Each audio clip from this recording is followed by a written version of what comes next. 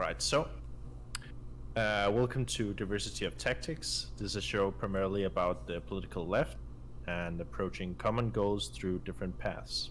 And on today's episode, we have Pixie. Hi. Would you mind introducing yourself? Hi. So I am Pxie. I'm from Puerto Rico. I'm 20 years old. Yeah, I was born and raised there, then went 2 years to college in New York, and now I'm in Florida because life is like that. And I like talking politics on Twitch. I think that's pretty much it. Right. Well, so first off, would you consider yourself to be on the left? Yeah, I am definitely like left leaning. People say I'm like a sock dem, a dem sock. I always get confused with terminology because I'm kind of bad at remembering like specific definitions and stuff. But basically, I don't think capitalism is inherently evil, but I do believe that in certain situations it becomes immoral, you know? So I think like when you have a for-profit system and something like the prison industry, when you have a for-profit something and like a for-profit system and something like healthcare, you could end up with like really bad, like immoral results because people are not putting like basically lives in front of profit at that point. So yeah, I am definitely on the left somewhere. Sure. So I guess how would you define the left? Oh, that's a good question. Um, so for me, like I think it's like really hard to define sides because sometimes you just run into like apparent contradictions. But I think the left in general that has like a very like big emphasis and like I guess this is gonna sound strange, but like basic rights and like human life as a whole, and not just human life, right? Not just like oh, like just a birth or whatever, but trying to make sure that all life can kind of like prosper and thrive up to a certain extent, like it's not just good enough to just be alive. We want people to be able to have minimum education, right? We want people to be educated. We want people to have opportunities to go into whatever field they so choose and desire, and to be able to prosper. We're for people who are different, who are like minorities, being able to have like the same right or stepping grounds as the status quo. And I think that's what the left tries to focus on like the most, right? We want people to be able to like prosper and thrive. All right. So I guess how would you, I guess in terms of the left, there you went a little bit into it, but like sock dems and dem socks and stuff. How would you self-identify if you were Yeah. to choose? So a lot of people say, ah, you're a sock dem. So I guess I'm going with that, right? With the whole idea of like, well, I don't think all markets are bad or markets are bad in general, just certain ones. Sure. Do you think there's an issue in general with labels? That's a good question. So I have like a little bit of a personal beef with them because sometimes I feel like when people choose a label, they become attached to like the sense of identity, right? So I feel like, for example, like if somebody's like a Republican, and then they form like sometimes a community around that identity and they're less likely to like let it go. And you can say the same thing with like certain leftists as well. Um, so I still acknowledge that labels are good in the sense that they're able to form communities and like-minded people, and they're able to be like basically a stepping stone to find others to discuss your ideas with. However, I also feel like there is a big danger with them in general, just because people become less willing to let go of their views because it becomes a part of who they are. All right. And do I guess do you think there's more value in keeping the labels, or do you think there's more value in sort of abolishing labels? Like you mentioned Um, some positive and negative. So like which do you think outweighs the other? So I guess it would really like if we're talking about just political labels, like I understand the need for them. I do wish I think it depends really on what type of system you are in, if that makes any sense, right? So like in Europe there's a lot of different parties, right? In many different countries, right? It's not just like a two-party system. So like that multitude of labels is a pretty big positive because if people don't have to like just like pick a side, right? They can spend their time deliberating between many sides and being like, okay, this is one I like the most. I think in America it does like a lot of harm, um, because again, like two-party system, two sides. If you are not really in one of those sides, then maybe libertarian, and that's basically like all the space that is like dominated in U.S. media. So yeah, I really think it depends on what country you are in and what type of system you're in. I think a country that has like multiple parties and more room to like basically deliberate and choose labels do more good than harm there. But in the US, where it's so limited, it does more harm than good. So the statement, "the left is eating itself." Do you think it's a true statement or false, or how would you characterize it? So I think it's a feature, not a bug, right? And I think it's kind of good in a sense. It's bad when it comes to voting because then a lot of leftists they're like, well, I don't like that candidate, so I'm not going to vote for them, right? And then it becomes like divided. Um, but I think having productive discussion with people who disagree with you or people who have very different takes than you is very, very, very important and necessary in order to create and build better systems, right? If everybody's always just falling in line, always in agreement, you're not going to have like much like diversity of ideas and you're not going to be able to gain new perspectives and better ways of doing things. You're always going to be back to the same old, same old. And that's especially like problematic, right? That word. But when it comes to systems that we acknowledge that are broken, right? Like if we have a broken system, it doesn't make sense for everybody to just be in line with keeping that system or only trying out this one solution. The more different solutions you have, the more different ideas you have of how to deal with that solution, the hopefully better one you'll be able to build in the future. Yeah. So yeah. So do you think the left is always going to have sort of a something to overcome there when compared to the right, or the right notoriously, or some people would say that the right will always fall in line when it comes to especially voting and when there's like a Yeah. predominant idea. I think the left like will have slash does have more trouble when it comes to I guess motivating people to vote, right? Because there's like so much diversity and like so many different candidates, sometimes people become attached to theirs and then don't want to give it up. And then since sometimes arguing has like a backfire effect because people like to stick their heels in and be like, no, like I've already invested so much time and energy into believing into this candidate. Um, so yeah, I do think that's something the left is always going to struggle with a little bit.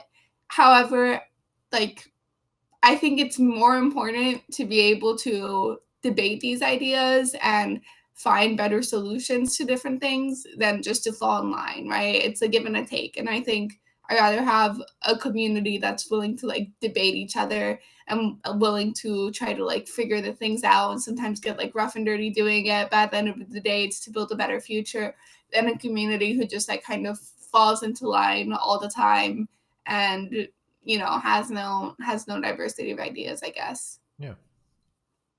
So do you care about changing people's behavior and people's ideas? Is that something you value inherently? Yes. I think right, that sounds to me whenever I say that, my dad's like, "You're a little fascist." Obviously, I'm not going to jail somebody for thinking differently than me. Which is why I try to go on discussion on Twitch, right? It doesn't always work.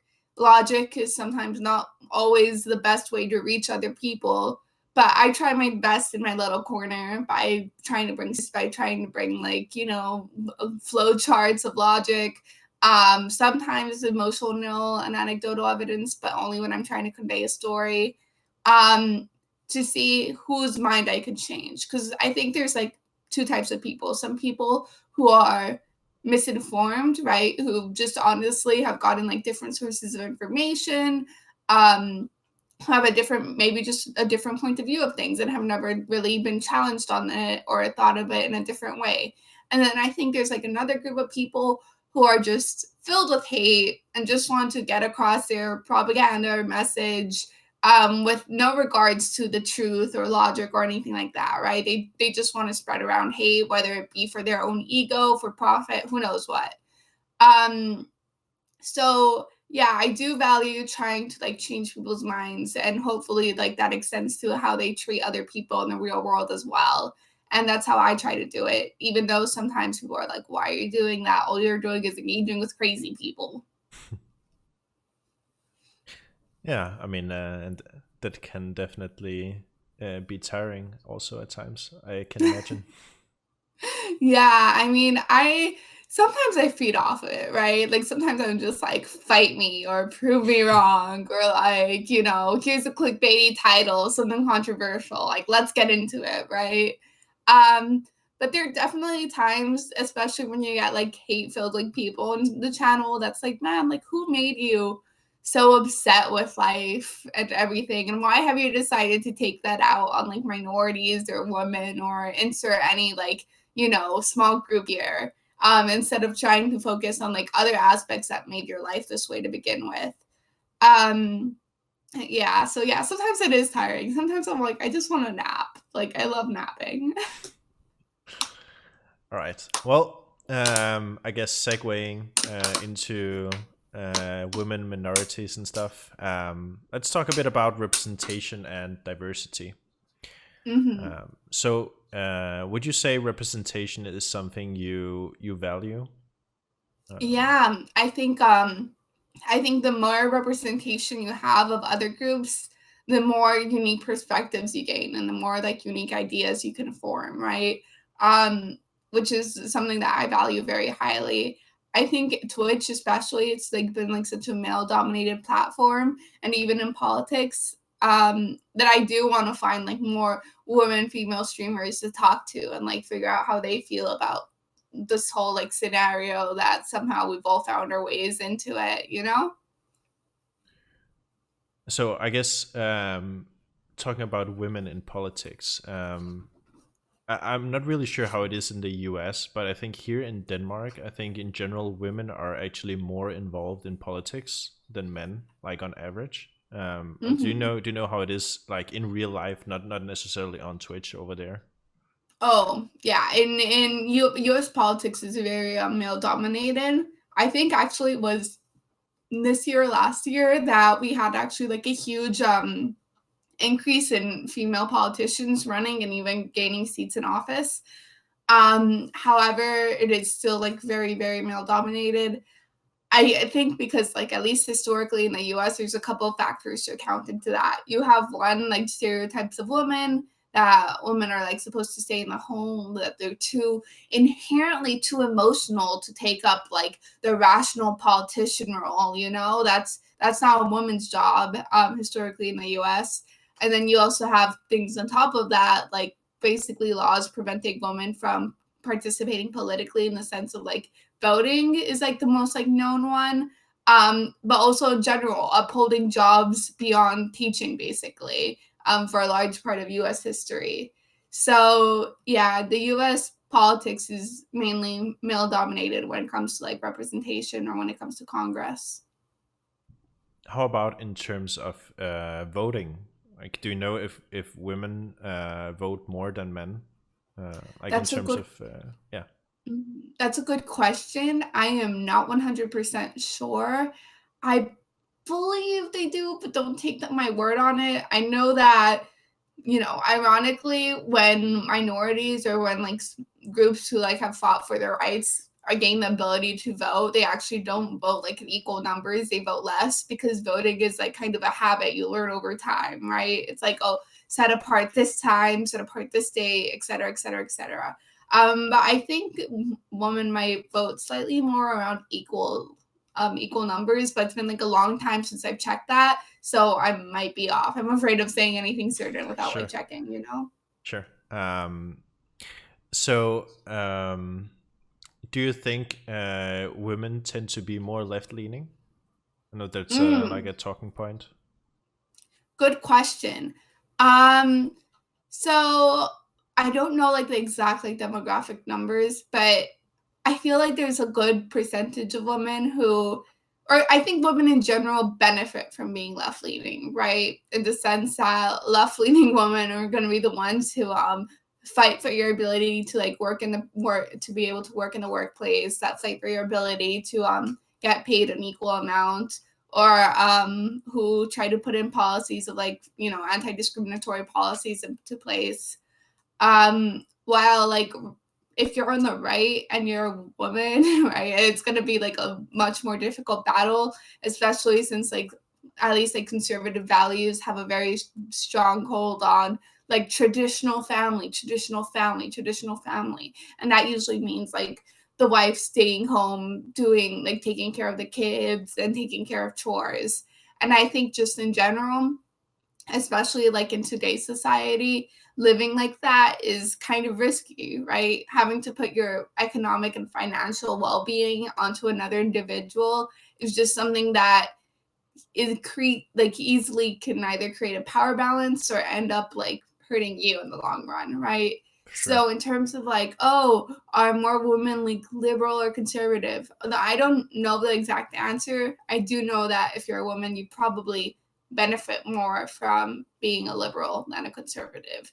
However, I feel like a lot of women who are conservative are more likely kind of raised that way, right? Raised in like a traditional like Catholic family, who are taught like that's their place in the world, and therefore they should also like, you know, adhere to that. Now, obviously, like not all conservative women, but that's where I see like the biggest overlap usually when it comes to like conservatism and religion. Sure. Um, so I guess moving a little bit away from that, but sort of staying in the same lane. What do you think about the concept of forced diversity? Have you heard about that? So, like in people would say there's forced diversity in media or in games or in film. Yeah, so I have a really hot take on this actually, or I feel like I do. I think Go for forced it. diversity, I think it's a good thing. And people every time say that, like, you know, I feel like people freak out. Like, what do you mean forced diversity is a good thing? It's being forced onto people, right? And there's a couple of perspectives you can go from it, right? If you're going like from a purely business perspective, chances are if you're a business and you have like a diverse like representation or cast of people, your product, or at least the reach of your product, is going to do much more better than a competitor who only has like very like few I guess like demographics represented, right? Unless if they're targeting those demographics. And the reason for that is because it goes back to different perspectives. If I have a company with an Asian person, a black person, a white person, and a Hispanic person, um, and we're trying to sell X and X product, each one is going to know kind of like something that's going to represent their group, or something that around their age people are going to like, or something that they think that their demographic might be interested in, right? You can't say the same thing if it's all white women or all like white men, right? They're going to have life experiences and perspectives that are going to help them market towards their group, but not towards like this like vast like plethora of people. Also, in addition to that, I especially think when it comes to equality and long term in the workplace, you're not going to be able to get there without some level of forced diversity. And the reason why I say that is because, and it's kind of like a little bit like human biases, right? If you're a CEO of a company, or if you're like one of the heads of boards of a company, and you're trying to find a successor, or you're trying to find somebody to promote, we tend to trust those that replicate our own experiences, right? We tend to be like, oh, well, you know, I see myself in that person. I'm going, like, I relate to them, or I think they relate to me. I think I'm doing a good job in this company, so why wouldn't they, you know? And we also want to give opportunities to those that we see ourselves in. So when you have like traditional structures where that ends up having like the majority of people in power being like kind of like white men, right? What you're gonna end up having is, you know, white men hiring other white men. And not even necessarily because it's like a malicious, evil thing, right? It's not like, ha ha ha, we're gonna plot to oppress women. No, it's just we tend to just give opportunities to those that remind us of ourselves. So I think having like a quota, like what they're doing in the UK, where at least like 1/3 of board members have to be women, is pretty reasonable and starts, hopefully like changing this process in the long term, especially when it comes to big giant companies that get like who know how many applications every year. Are you really going to tell me you're not going to find at least like 1/3 of women applications like acceptable? To me, that's a little bit even more far-fetched. So yeah. Yeah, I can see that. So, what do you think about affirmative action concepts in general? I mean, Mm-hmm. do Mhm. yeah, like do I guess I don't know if you know some examples or you want me to give some, but The one I know most is the one that has to do with education, yeah, right? Getting into university and stuff. I think affirmative action maybe should be redirected into terms of income, right? Because at least from what I know about it, or even historically, even though people had like this conception that it benefited like Black people the most, at least when it came to the workplace, like the people who benefited the most were white middle class women, which is like still important, but obviously, like you have all these other groups of or like groups of populations that also like needed more benefit, if that makes any sense, or should have been benefited as well, that didn't gain as much as they could. And it also happens in general that sometimes affirmative action just like caters to those who I don't want to say don't really need it, but sometimes don't necessarily need it, who are like kind of like wealthy enough, but also happen to be minorities sometimes, right? So I'm speaking like in very general terms here. I think affirmative action can even like vary depending where you're from, obviously, but I think in general, it would just be a better system if we focused more on places that had like I guess like lower incomes, right? Which already happen to be very minority dominated to begin with. yeah. All right. Do you know Jordan Peterson? I assume you do. Yeah, I've had some people be like, "You remind me of Jordan Peterson." And at first I was like, "Okay, I'll take it." And then I saw some videos of him on PragerU and I was like, I will not take it. No, thank Oh. you." So do you know his, I guess, infamous interview where he talked about women in workplaces?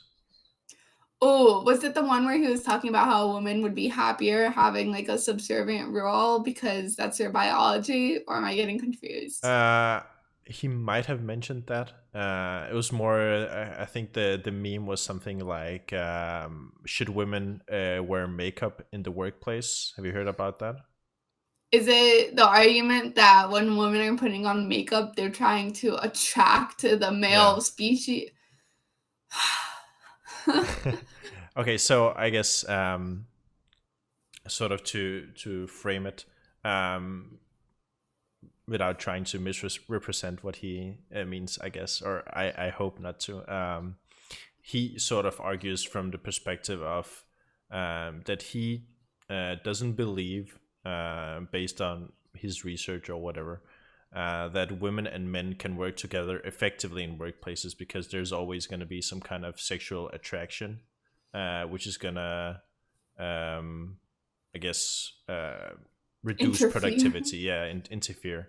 And so he asked, what are the rules of the workplace? So, should women be allowed to wear makeup? Should women be allowed to wear high heels and stuff like that because they attract the male gaze? Yeah, I know. It's um, yeah, Something. yeah. I guess do you have any thoughts about that?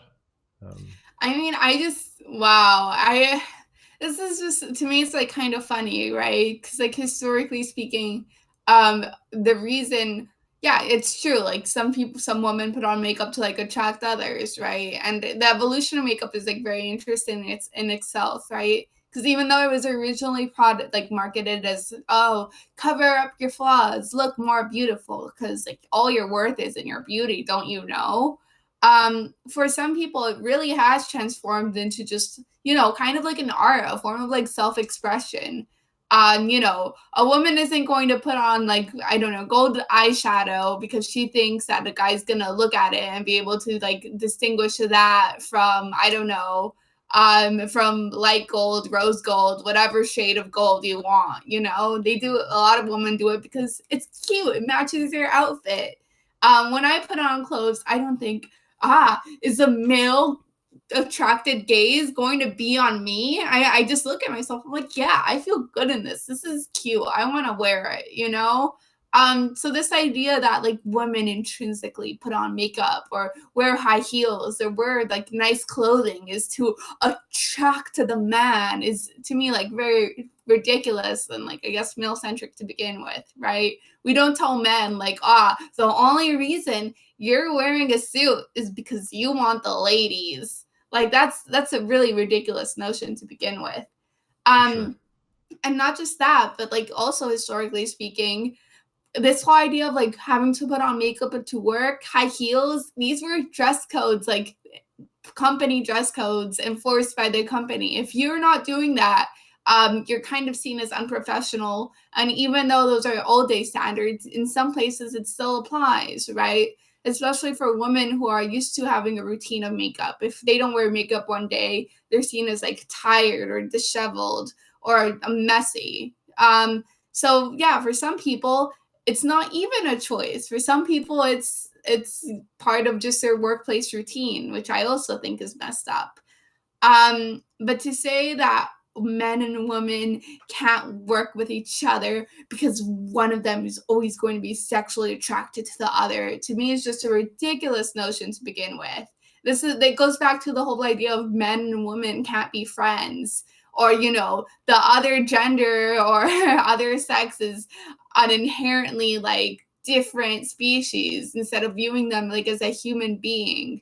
And I want to see Jordan Peters' research, like actual research, because I haven't found any data that proves what he's saying or points out to what he's saying, and I've tried looking for it, right? Because like I try to find the facts before I create my point of view. So I'd just be very like interested in figuring that out because I think it's like complete bullshit and it's just something used to like alienate the sexes or genders or whatever. Sure. So I guess segueing from that, what do you think is the best way for women to sort of deal with harassment in the workplace? Oh, so that's hard, right? Because like a lot of women are still scared of speaking up. Yeah, exactly. I think, yeah, I think the Me Too movement has really changed the game in the sense that now women's harassment claims are being taken more seriously in the workplace. But it's always easier to say go out and report. But that doesn't mean it's a very accurate reflection of reality.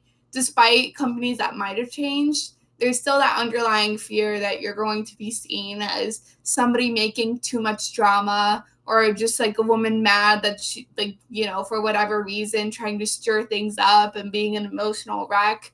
Um, so when it comes to like harassment in the workplace, my basic advice is always, report it, like document and report it and try to see if other women have experienced what you're experiencing to be able to build a stronger case for HR.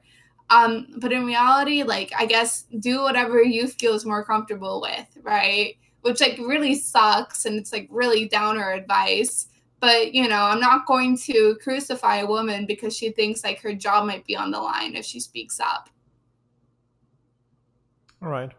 Um, so I guess building from that, sort of like an interesting question that I've been thinking a little bit about. Do you think that workplace relationships are possible to do in like a responsible way? I think if it's between colleagues, yeah, maybe not the smartest thing to do because if something happens and you guys work on the same team together, that can definitely lead to like more like inter conflict, right? But I don't see like, if Janet works in HR or not HR, that's also complicated. If Janet works in computers and Brad works in marketing and they come across once every little bit in a while, like I don't see no reason why they can't date. But when it comes to like boss and subordinate relationships, definitely not. There's like a power dynamic there that you can't say both people are equals in their relationship. All right, that's a good answer. Um, all right, next topic: fascism. All right, so to kick it off, let's talk a little bit about rhetoric. So I heard you mention on stream that the left has poor rhetoric, or I guess worse rhetoric than the right. I mean, could you sort of elaborate on that, or is that something you still think? So I guess like it kind of depends on like what we're specifically talking about when we like talk about rhetoric, because like even though it sounds like a specific definition, you can still kind of play around with it. I think what happens in general is that when it comes to the left and people who it disagrees with, sometimes I feel like leftists are too easy and quick to be judgmental, instead of like, kind of giving the benefit of the doubt. And I understand why a lot of the leftists are that way, right? I mean, like, historically speaking, or not even historically speaking, like even now speaking, it gets tiring having to debate with people day after day after day and seeing so many bad faith actors. It's hard to discern like who's actually like bad faith and who's just like, you know, wanting to learn, but yeah, has like doesn't or thinks that they have the facts, but really don't. Um, so I feel like it's very easy for leftists to automatically jump on the bad faith label, right? Like, oh, I think you're bad faith. You should be canceled. Get the fuck out. I don't want to see you. And even though I understand that perspective, I also have to recognize that when it comes to trying to like convince other people to join your side, sometimes like throwing out those labels at them, or sometimes like coming out I don't want to say too aggressively, because like right, people are aggressive all the time and nobody says anything about that. Um, but there's certain ways that you can come off as like being too I guess like rude and abrasive that makes other people shut their ears, right? And we can, I like to be like, oh, I believe with the right logic, we can convince anybody. But the reality isn't really like that, If somebody feels insulted, if somebody feels like you're looking down on them and being like snobby, chances are they're not going to want to listen to what you have to say. They rather just like close their ears and go into their little echo chamber and forget about what you just said. Because why am I going to listen to the rude lady in glasses screaming at me? So I definitely think that you can be firm and you can like, kind of like play around with your audience. Be like, well, I think you're wrong. But if you start being like, well, I think you're uneducated and I think that you're just all dumb idiots. And, if you say this like in a very serious, nasty voice, which I never do, well, I do say it, but like not in a serious, nasty voice. But yeah, if you're constantly doing that, what you end up doing is alienating people and driving them further into their little alt-right corner. So what is it that makes right wing rhetoric effective? Well, I think it also has to do with the type of people that right-wing ideals already align to, right? So it usually like aligns with keeping the status quo in place, right? Like conservatism and right wing, although not the same, like usually overlap in huge amounts. Um, and those types of people, what they want is things that like reaffirm their point of view, right? While on the left, people are constantly like challenging each other and trying to constantly like, find like different ways to do things. Conservatism is kind of like comfy like that. It gives you already like this set of ideals that you should strive for and things that you're probably used to because you saw your parents or people in the past adhere to it. So I think for people who feel unstable or who feel like even down on their luck or feel even like I don't want to say oppressed, but kind of like economically in unfortunate situations, this whole idea of going back to the good old days and this whole idea of, just maybe if I follow what my grandparents did or if I follow these like rules set in place, I'll be happier or things will work out for me. Or the real enemy here is change. Change is what's fucking everything up. So I think like it's the type of rhetoric right wingers appeal to is effective in that sense. It gets people who are already like feeling like down on their luck, who are already feeling bad, and gives them kind of like an easy, well packaged solution to everything. While the left kind of like inundates you a little bit. They're like, well, if you want to talk about why poverty is here in America, we got to talk about sexism. We got to talk about like, I don't know, war. We got to talk about taxes. We got to talk about this, and this, and this, which for especially like people who are not super interested into politics can be like, holy fuck, like that's a lot. Like that's so complicated. It's too much. Um, so I guess often these right wing communities will lead down into echo chambers. And I mean, most people on the internet are familiar with like echo chambers on the right in terms of like, especially with the shootings that have happened and stuff like that. But do you think that the left in the same way creates echo chambers? Yeah, so I've gotten this question before on my stream and stuff, and what I always respond is that there's obviously going to be echo chambers in both sides, but it is not a fair or accurate analysis to say that both of them are the same.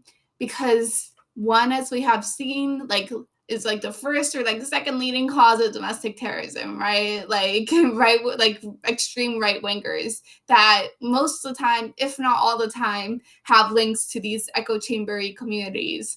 All left echo chambers like don't really lead to that very often. And you can argue that it's rooted in how each ideology is. That most of the time, like since left-leaning ideology wants to focus on improving quality of life for all, mass shootings are kind of like in like complete opposition to that, right?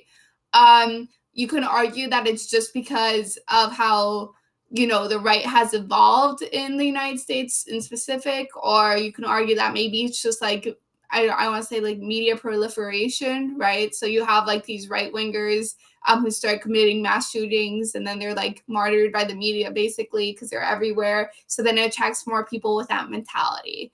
But either way, to say that both are the same thing is just not accurate because one has led to radically more amounts of violence than the other.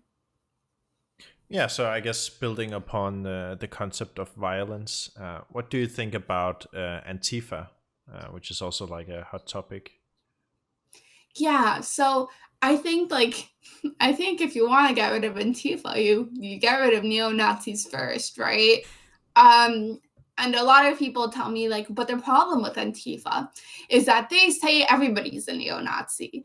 And I don't think that's true, right? If you look at places where Antifa rallies happen, it's always in places where you have like Proud Boy marches or where you have like these neo-Nazi groups first. Now, that's not to say Antifa is like a perfect little angel, right? But that is to say that it goes back to the same concept and principle that if you get rid of the Nazis, you get rid of Antifa. Um, Also, this whole idea that, like, well, who draws the line about being a Nazi? What if Antifa decides you're a Nazi? Like, what are you going to do then? And to me, that argument's a little bit silly because, in the sense, is Nazis decide when they're Nazis. There's a very big difference between a person just like talking in general and another person talking about wanting to genocide, mass exploit, get rid of all the greedy Jewish people. And usually sometimes these people hide. Sometimes they hide like under cloaks of like, oh, well, I'm really just a centrist. Or sometimes they hide between like surrealistic memes. But a lot of times they're proud of it. They're, yes, I'm a Nazi. I think Jewish people are inferior type of people. I feel like, yeah, there's a lot of times where they just like loudly proclaim it. And the line isn't being drawn by Antifa, it's being drawn by them when they're claiming that they want to kill all Jewish people. Yeah, and what I think is one of the issues is sometimes also identifying who is a Nazi, and one of the reasons why it's hard is because of dog whistles, which is something Yeah. you've talked a little bit about, I think, on the Big Brain podcast where you talked about Friend World. Oh, yeah. That was So I guess could you talk a little bit about dog whistles? Why are they so effective? Well, they're so effective because they play kind of both sides, right? They play upon a populace that is honestly like not super into that culture, so they don't really know what those whistles mean. Um, and then they play upon people who are into that culture who do know what those whistles mean.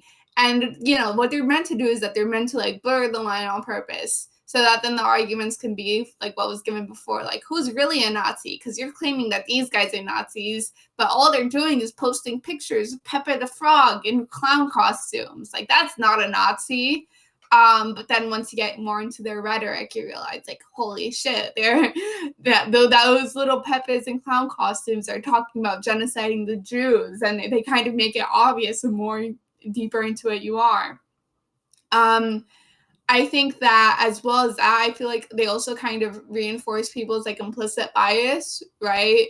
So when you have certain dog whistles, you could have a person who doesn't think they're racist, but once they start seeing this dog whistle over and over and over again, and once they start seeing like the subtle like little implications it has when it comes to like a minority group, they start like associating both with each other, right? So if you're seeing something like I just spoke in like abstract terms, but for example, if you're always hearing about thugs and the thugs and the thugs and the thugs, and that's always followed by a picture of a black person, you're gonna start associating the term thugs with like black people and that negative connotation, which starts like a little like pipeline towards like deeper and deeper and deeper racism because it's already playing on your like biases or like subconscious biases created by these dog whistles to begin with, maybe.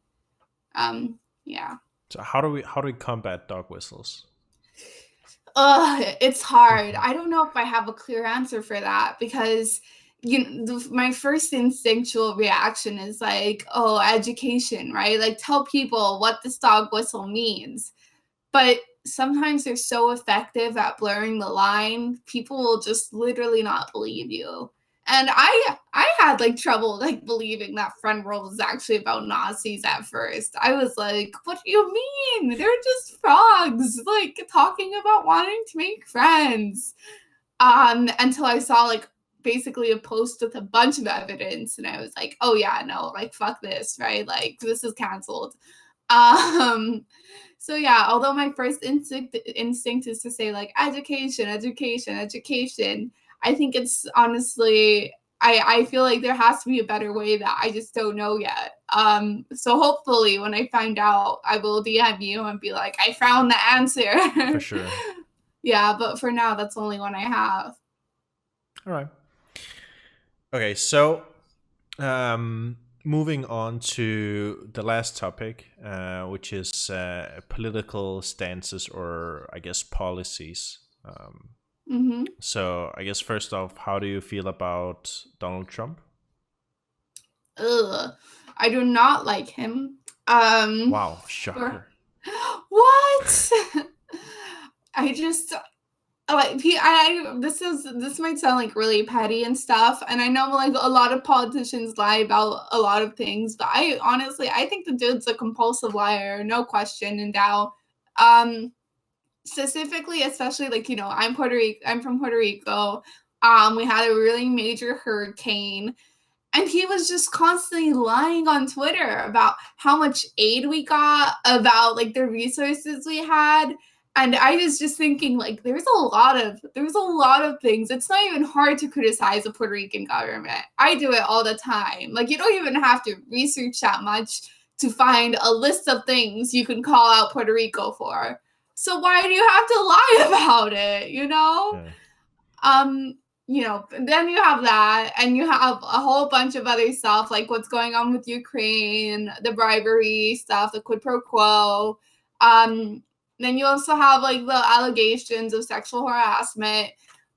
So there's just like a lot. I feel like a lot of things going against this guy that make me not think he's a good dude. Long story short, in very light terms. Have you been following the impeachments? Not as close as I should. I know. Shame on me. I feel guilty about it. I'll catch up when I have time. So I guess from what you've seen, do you think he should be impeached? Well, I think the transcripts alone were enough grounds for impeachment, especially withholding that much aid before having that conversation. And, my father's like, oh, but, the minister of Ukraine or the government officials are saying they felt no pressure. Like, obviously, you're not going to say, oh, yeah, I felt pressured by this other government. So I, decided to like cave in or play along. Like, that's not going to look good for you. Obviously, you won't say that. But I mean, it's like kind of human nature 101. Who wouldn't feel pressured when over $250 million are being withheld by the president of the United States and he asks you for a specific favor before he gives you any of this money? Like, Yeah, for sure. So I guess continuing a bit about the Ukraine stuff. So foreign policy. Where do you stand on interventionism? oof, this was a hard one. So obviously, like coming from Puerto Rico and seeing like the effects of colonialism, I can acknowledge that US colonialism and like imperialism has really, really bad and negative effects in like local economies in the future and just everything, right? Um, However, I can also acknowledge that I feel like a lot of the situations we have today, in terms of even like Latin and South America, or let's take something like ISIS, right, are because the US came into these places and then left without properly cleaning up their mess. So I think when it comes to like US interventionism, most of the time it leads to bad results, kind of like purposely, right? Because a lot of times the reason why the US interferes to begin with is to create unrest and problems so that they can benefit off the chaos, kind of. I also, part of me hopes that the US can kind of like maybe go back in or try to help these countries rebuild, especially since in a lot of cases, the reason why they're so fucked up to begin with is because of the intervention to begin. Um, the one that I think about most is like, for example, ISIS. Like ISIS wouldn't have happened if the US like kind of built a sort of steady infrastructure before pulling out. But they left and they left a power vacuum, and when there's power vacuums, extremists tend to take over. So yeah. So yeah, I guess so. So do you think the U.S. inherently has a duty to sort of lift other countries up, or help other Um, countries? so I think all countries have a duty like to each other, kind of like to this idea that like, hey, we're all human beings, right? Like we should all try to help each other.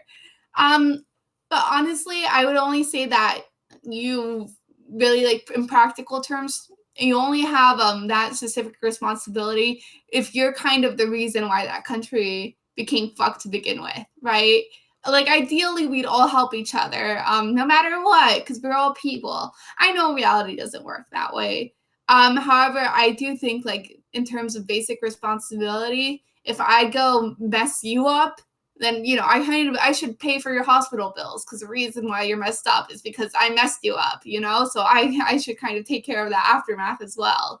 um so that's kind of like my state on things. I think the US has a specific responsibility towards the countries that they purposely disheveled. So what do you think about intervening in order to secure democracy?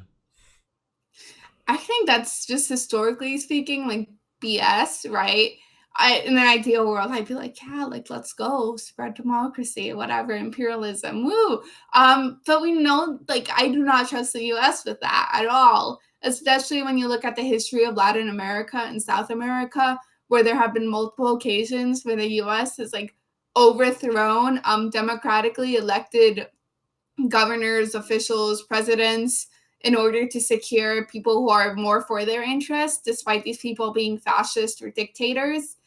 So the whole idea that like, oh, US is gonna go spread democracy is just one that is kind of rooted in falsities. If the US had, I don't know, a stellar record with going into places and actually putting democracies, then that argument could be made, but it doesn't. The US has purposely like thrown democracy under the bus over and over and over again for dictators that align with their own needs more of the times.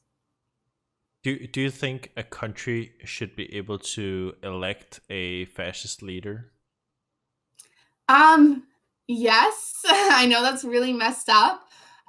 Technically, like if they decide to like democratically, mm, it's hard, right? Because then the whole point of a fascist leader is that they can stop future democratic elections, right? They can decide like, oh no, this is the status quo, maybe just deal with it, right? And that's like inherently opposite to like the central tenets of democracy. So even though I do believe that people should be able to vote for whoever they want, I feel like I can still acknowledge that if the people vote for a fascist leader, then they're kind of being undutiful to future generations that I feel like they have a duty towards, because they're basically stripping away the rights for the future generations to decide who to pick and choose for their leaders.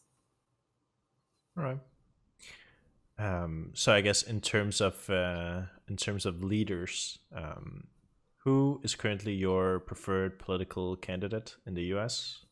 Bernie Sanders. Wow, Shocker. very surprised. Yeah, he has had such a consistent policy. He has been so consistent and so ahead of his time in so many scenarios, that I feel like I can't, I can't like really like say, oh no, I don't think he's a good choice. I think out of all candidates, he's the one who has 100% pledged to not take any corporate donations whatsoever, primary or after primary. And I think that is amazing. I think he started a revolution, and I think he should continue it in his presidency if he gets it, which I hope he does. All right. So I guess I would assume you agree with most of his sort of positions on stuff. So Medicare for all. Hmm. I I have guess. Yeah, I have mixed feelings when it comes to like completely open immigration. Because even though I acknowledge that like a lot of these people like are coming from like rough places in time, et cetera, I feel like the whole thing of like open borders is more of a band-aid than an actual solution to these people's problems. Um, Seeing like the reason why they're leaving in the first place is because their terrible circumstances in home, a lot of times like historically speaking, caused by the US. Um, so yeah, so I'm not sure exactly how I feel about completely open border policy. Um, but most of this other stuff, like I completely align with. All right. So I guess how do you feel about his sort of takes on workplace democracy? Um, Yeah, I think it's interesting. I don't think he'll be able to do it like on a national level, really. I think like there's US is not progressive enough for that right now. Um, I think here's how I see it, right? I think workplace democracy can be very good for certain businesses and might even lead to higher workplace productivity. Mostly because people who are able to have a say in their workplace and be able to put time and effort into how their workplace is being built because they have a kind of democratic say into it, can lead to like less turnover, can lead to people being like more productive and more invested in their companies, which is just generally good business. If your employees feel like they're actually like part of your company and feel like their voices are being heard, the chances of them leaving, the chances of them going to another competitor, the chances of them being just really unhappy and therefore unproductive like become less and less. I don't know if I would say every business is suited for workplace democracy, right? Especially new ones, just starting ones. Especially if you're the person investing all the capital in there when you're just starting out. That's a little bit like harder for me to say. Because at the end of the day, the person who loses out most is the person who kind of started out the business. But definitely for bigger corporations, where you can make the argument that the only reason why the corporation is as successful as it is because of all its employees. Yeah, I definitely think that a certain level of workplace democratization would be like, just a generally good policy to have. All right. I think that was mostly it. So I guess besides you, who do you think is sort of like a hidden gem that people should get to know on Twitch or YouTube? Anyone you can recommend? I'm gonna recommend you a woman. Maybe you've already done some. I don't know. Amy C3. That's like her full username. She's very smart, very intelligent young lady. She knows a lot about housing. She lives in LA. She very smart. Denims and me get along like pretty well. She's also intelligent and has interesting opinions. Um, so I'm gonna Lexi, Cyber Twitch Lexi. She's also awesome. I love a lot of people. I think you made a mistake asking me this because I have like a hard time hating anybody. Like when people on Twitch have beef and drama, I'm just like I'm waiting for that to happen to me because I have such a hard time having beef with people. Like even if somebody wrongs me, I'm like, okay, I still love you. Like we'll get through this. Don't worry. And that's But that's fine. yeah, You don't have to go through like a big list. There's just sort of like a off the top of your head yeah. sort of So thing. I'll give you the 4. I'll give you here. I'll give you 5. No.